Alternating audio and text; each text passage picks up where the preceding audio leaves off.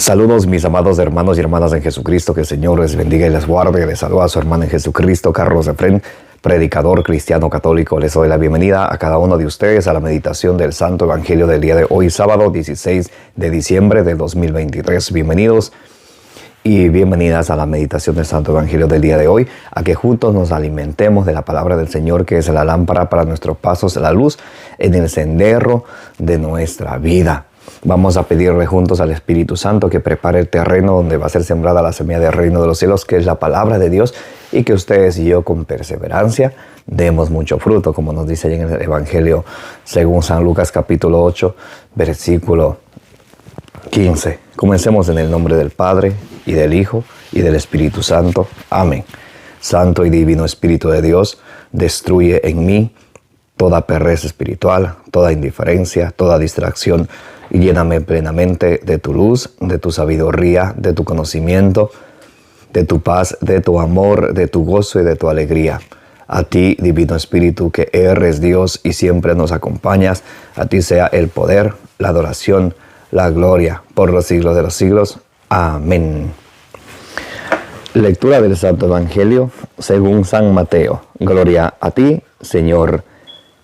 Sus discípulos le preguntaron: ¿por qué dicen los escribas que Elías debe venir primero? Respondió él: ciertamente Elías ha de venir a restaurar todo. Os digo, sin embargo, Elías vino ya, pero no le reconocieron, sino que hicieron con él cuanto quisieron. Así también el Hijo del Hombre tendrá que padecer de parte de ellos. Entonces los discípulos entendieron que se refería a Juan el Bautista. Palabra de Dios, gloria a ti, Señor Jesús. Mis queridos hermanos y hermanas, bienvenidos y bienvenidas. Hoy sábado 16 de diciembre del 2023 a la meditación del Santo Evangelio del día de hoy. Jesús, a través de su palabra, hoy estamos meditando San Mateo capítulo 17 del versículo 10 al versículo 13. Hoy Jesús, a través de su palabra, nos viene a decir que a veces nosotros estamos como los escribas, de espectadores, sin darnos cuenta que el momento es ahora. Y nos pone un ejemplo muy interesante. En el versículo 10, sus discípulos le dicen a Jesús: ¿Por qué pues dicen los escribas que Elías debe venir primero?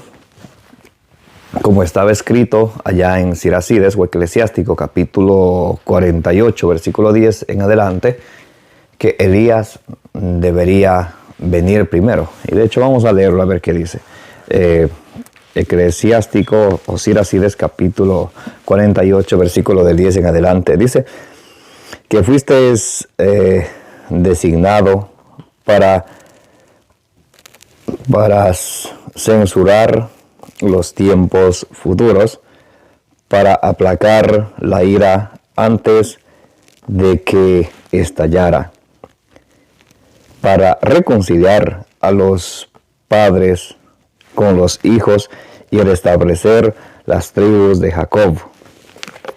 Entonces eso estaba ya escrito en uno de los libros deuterocanónicos, Siracides o Eclesiástico, capítulo 48 del versículo 10 en adelante, que Elías debía de venir primero. Y eso sabían los escribas, los maestros de la ley, los estudiosos de la Sagrada Escritura, que eran encargados de estudiar la Sagrada Escritura y enseñárselas al pueblo, de explicarle al pueblo.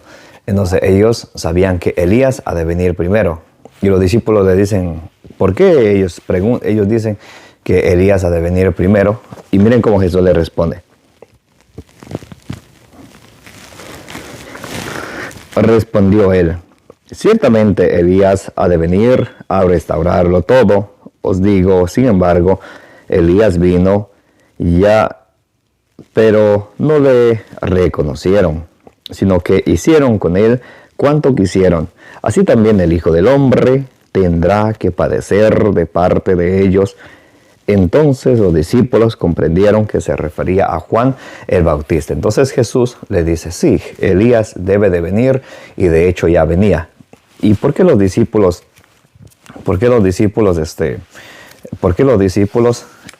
se saben que se refería a Juan el Bautista? Vamos a leer San Lucas capítulo 1, versículo 15, para que ustedes y yo profundicemos este mensaje un poquito más con las Sagradas Escrituras. ¿Cuál era la profecía acerca de Juan el Bautista?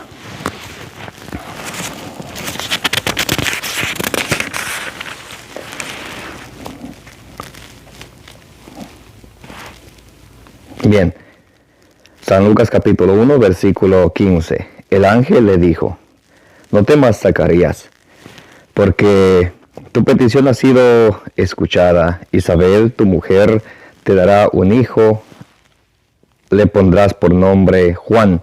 Será para ti gozo y alegría, y muchos se gozarán en su nacimiento, porque será grande ante el Señor.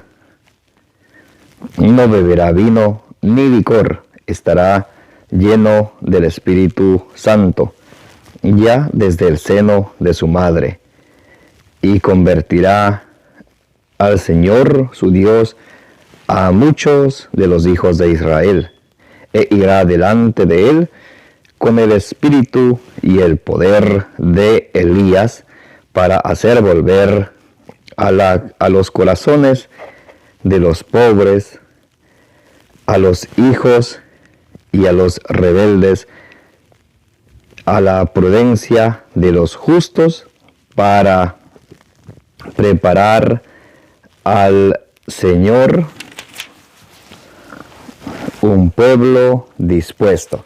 Entonces aquí vemos como la profecía acerca de Juan es que él va a estar lleno del Espíritu Santo, va a tener el espíritu de Elías, que viene a restaurar, a restablecer a las 12 tribus de Israel, como dice en Eclesiástico o Siracides capítulo 48, versículo del 10 al 12. Y de hecho este es un libro deuterocanónico que es utilizado y citado en el Nuevo Testamento, nada más para que tengamos en cuenta. Ahora, y Jesús dice, a Elías le hicieron lo que quisieron, y también así harán al Hijo del Hombre. Asimismo le hicieron a Juan Bautista. ¿Por qué murió Juan el Bautista? Ustedes habrán escuchado, o si no pueden leerlo, San Mateo capítulo 14, del versículo 1 en adelante. Sucede que Herodes estaba viviendo en adulterio con la mujer, con su cuñada, con la mujer de su hermano Filipo, con su cuñada Herodías. Entonces sucede que Juan le decía a Herodes que eso no es correcto, que él esté viviendo en adulterio. Ese es el trabajo del profeta: denunciar el pecado y anunciar la palabra de Dios. Anunciar la palabra de Dios, denunciar el pecado. Ese es el trabajo del profeta, y de hecho ese es el trabajo de todo confirmado. Toda persona que ha recibido el sacramento de la confirmación se convierte en guerrero de Cristo. Segunda de Timoteo capítulo 2, versículo 3. Seamos soldados de Cristo. Entonces quien ha hecho la confirmación se convierte en un soldado de Cristo. Y es importante, por eso ustedes y yo, nutrirnos siempre de la palabra del Señor, para que ustedes y yo podamos vivirla, y también para que ustedes y yo podamos transmitirla. Porque a veces ustedes y yo nos vivimos quejando cómo está el mundo, cómo está nuestra familia, pero no hacemos nada al respecto. En este caso, Juan el Bautista es un bonito ejemplo para nosotros seguir. En Marcos capítulo 1, del versículo 1 al 5, nos viene San Marcos citando la Sagrada Escritura, y nos cita al profeta Isaías, que iba a venir esa voz que clame en el desierto, que preparen los caminos del Señor, refiriéndose a Juan el Bautista. Y cuando Juan el Bautista viene a anunciar la buena noticia, viene a anunciar, abrir los caminos para el Señor, viene a reconciliar a las tribus de Israel, lo tratan a él como querían. Por eso cuando él denuncia el pecado de adulterio de Herodes, Herodes lo que hace es Herodes le manda a meter a la cárcel, y luego en su cumpleaños, a petición de su hijastra Salomé, le manda a decapitar, a cortar la cabeza. ¿Y por qué nos dice la Sagrada Escritura que él tenía el espíritu de Eliseo? Vamos a ver el espíritu de Eliseo cómo era también, del profeta. El primer libro de los Reyes, capítulo 19, versículo 9. Allí se introdujo en la cueva y pasó en ella la noche. Le llegó la palabra de Yahvé diciendo: ¿qué haces aquí, Elías? Él dijo: ardo en celo por Yahvé, Dios Sebaot, porque los israelitas han abandonado la alianza, han derribado tus altares y han pasado a espada a tus profetas. Quedo yo solo y buscan mi vida para quitármela. Entonces, Elías, uno de los grandes profetas, el profeta que fue llevado al cielo vivo, segundo libro de los Reyes, capítulo 2, versículo 12, donde dice que él fue llevado en carrozas y caballos de fuego, fue llevado al cielo, separado de Eliseo. Entonces, ¿qué es el profeta? El profeta arde en celo cuando el pueblo de Dios se aleja de Dios. Entonces, el profeta no es como aquellos modernistas de hoy en día que dicen: hay que dejar que la gente viva como quieran. La gente son libres. Sí, es verdad que la gente son libres y cada quien debe de vivir como mejor le dicte su conciencia. Pero cuando ustedes y yo, que nos llamamos cristianos, que nos llamamos creyentes, nos alimentamos de la palabra de Dios, a veces compartimos chismes, compartimos cosas que no tienen ni sentido, pero cuando se trata de la palabra de Dios, ahí sí somos delicaditos. Oh, es que hay que dejar que viva como quiera. ¿Y quién dice eso? El profeta Eliseo aquí nos muestra claramente ese celo. Lo que San Pablo luego en 2 Corintios capítulo 11 muestra ese celo apostólico. Ese celo porque las ovejas del rebaño, del redil de nuestro Señor Jesucristo, están descarriándose, están perdiéndose o están siendo atacadas por el lobo, por los protestantes. Y el profeta que es fiel a Dios tiene celos, se llama celo apostólico, que quiere decir que se pone firme, se pone en oración y se pone a predicar la palabra de Dios. Y dice Eliseo, y dice Elías, han pasado a espada a todos los profetas, solamente quedo yo y me buscan a mí también para matarme. Entonces, Dios le va a dar unas instrucciones aquí a Elías. Vamos al versículo 14 en adelante. Él respondió: ardo en celo por Yahvé, Dios Sebaot, porque los israelitas han abandonado la alianza, han derribado los altares y han pasado a espada a tus profetas. Quedo yo solo y buscan mi vida para quitármela. ¿Por qué está Elías celoso del pueblo de Dios? ¿Por qué debe estar un profeta celoso del pueblo de Dios? Cuando las personas han abandonado la alianza de nuestro Señor Jesucristo. Cuando las personas se van alejando cada vez más de nuestro Señor Jesucristo, un verdadero profeta, un verdadero cristiano debería de sentir ese celo. Y por ese celo por el Evangelio de nuestro Señor Jesucristo. Muy importante. No estoy diciendo que los celos se la hará otra persona. Bueno, estamos hablando de la Biblia, ¿ok? Celo apostólico, el celo por el Evangelio. Luego San Pablo en Efesios capítulo 6, del versículo 14 al 17, también nos muestra una de las espadas con las que vamos a combatir al enemigo, es la palabra de Dios, ese celo por el Evangelio. Entonces, ¿qué es ese celo por el evangelio? Que cuando otras personas vienen predicando un evangelio diferente al que hemos recibido, nosotros con cariño, con amor, tenemos que mostrarle dónde está su error y mostrarle que Jesucristo fundó una sola iglesia y nosotros debemos de vivir y morir en ella. No necesitamos salirnos de la única iglesia que Jesucristo fundó para que la salvación llegue a todo el mundo. Porque de hoy en día hay muchos mentirosos y Satanás es padre de toda mentira. Juan 8:44, que dicen algunas mentirillas como la iglesia no salva. Cristo no fundó ninguna iglesia. Wow, pero qué ignorancia, ¿no? La ignorancia es atrevida. Cuando en Mateo 16:18 dice, tú eres Pedro, sobre esta piedra edificaré mi iglesia. Ven, Jesús funda su iglesia. Que la iglesia no es importante, que la iglesia no salva, pero ¿de dónde sacan eso? Hechos 2:47, y cada día Dios agregaba a la iglesia a todos los que habían de salvarse. ¿Y cómo nos agregamos o cómo nos integramos nosotros a la iglesia? A través del bautismo. 1 Corintios capítulo 12, versículo 13. A través del bautismo nos integramos a la iglesia, que es el cuerpo de Cristo, de la cual Jesús es la cabeza, Colosenses 1:18. Y que la iglesia no importa. Pero ¿quién dice que la iglesia no importa? 1 Timoteo capítulo 3, versículo 15.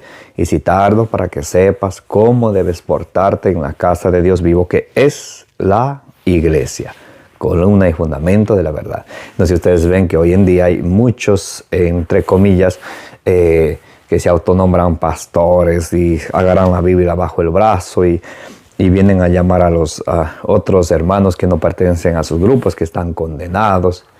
Ahí es cuando un verdadero discípulo de Cristo debe de sentir ese celo por el Evangelio del Señor. Salir, tener un diálogo con estas personas. Pero obviamente un católico capacitado. Si nosotros no estamos capacitados en la Sagrada Escritura y vamos a tratar de convencerlos sin la Biblia, es mejor que no lo hagamos porque no vamos a llegar a nada. Entonces, pero sí es recomendable que en todas las parroquias haya agentes de pastoral que se dediquen a la evangelización para que ayuden a ver y entender a las personas que se han salido de la iglesia de nuestro Señor Jesucristo, a ver en el error en que están, a ver lo que han ido dejando la verdadera iglesia por seguir a un grupito fundado por hombres. Y eso es el verdadero profeta. Miren aquí Elías, él está celoso porque el pueblo ha abandonado la alianza de Dios y él no se queda quieto, él no se queda, y de hecho a él le quieren matar, como mataron a muchos profetas. Todos los profetas murieron muy cruelmente y de hecho Elías dice aquí, ya han pasado espada a todos los profetas, solamente falto yo y también me buscan para matarme. Entonces, mire, dice, Yahvé le dijo, vuelve a tu camino en dirección al desierto de Damasco. Cuando llegues, unge rey de Aram a Hazael, rey de Israel a Jehú, hijo de Nimsi, y profeta sucesor tuyo a Eliseo, hijo de Safat, de Abed Mejolá. Al que escape de la espada de Jezael, lo matará Jehú, y al que escape de la espada de Jehú, lo matará Eliseo. Entonces aquí Dios le trae la solución. Elías está desesperado, Señor, me buscan para matarme. Dios le dice, vuelve, vas a ungir a 2 reyes y también a un sucesor profeta.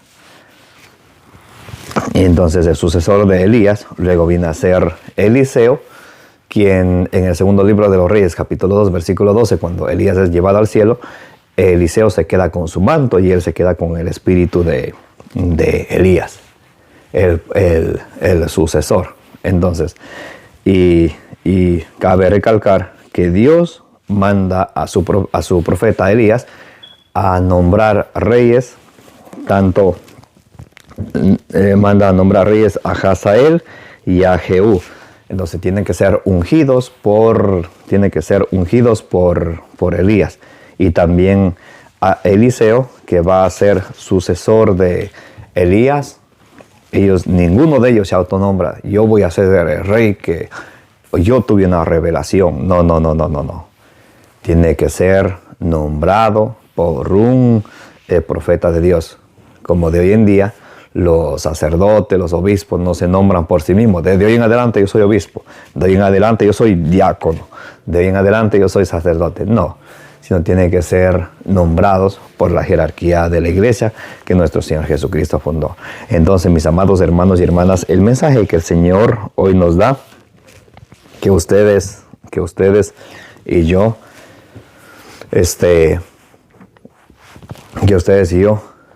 estemos siempre firmes a la enseñanza del Señor y tengamos celo por el Evangelio de nuestro Señor Jesucristo. Si vemos a algún familiar de nosotros que se está yendo, queriendo ser confundido por las sectas, es nuestra responsabilidad como católicos, como cristianos, primeramente de nosotros educarnos en la Sagrada Escritura y luego de hacerle ver el error en el que ellos están cayendo para que no se dejen confundir, para que haya siempre lo que dice en Juan 10:16, un solo rebaño bajo un solo pastor.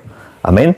Que la gracia de nuestro Señor Jesucristo, el amor del Padre y la comunión del Espíritu Santo esté con todos nosotros, y la intercesión de la bienaventurada Virgen María nos acompañe hoy y siempre. Como dice en Números 6 del 24 al 26, que el Señor les bendiga y les guarde, que el Señor haga brillar su rostro sobre cada uno de ustedes y les sea propicio, que el Señor le muestre su rostro a cada uno de ustedes y les conceda la paz.